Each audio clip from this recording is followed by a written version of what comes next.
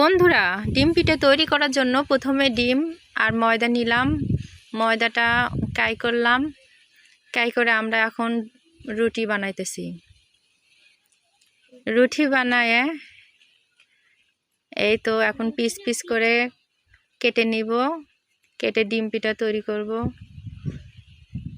এই যে এখন কাটতেছি, দেখেন আপনারাও চাইলে ডিম পিঠা তৈরি করতে পারবেন। এভাবে পিস পিস করে কেটে ডিম পিঠা তৈরি করব। এখন তেলে ভাজতেছি। এই দেখেন, এই পিঠা আমার মনে হয় আপনারা কখনো খান নাই। এভাবে পিঠা তৈরি করতে পারবেন। এইভাবে পিঠা দেখেন, আমাদের পিঠা তৈরি হয়ে গেছে। এই তো ডিম পিঠা। আপনারাও এরকম ডিম পিঠা তৈরি করতে পারবেন। ভালো লাগলে সাবস্ক্রাইব করেন, লাইক করেন।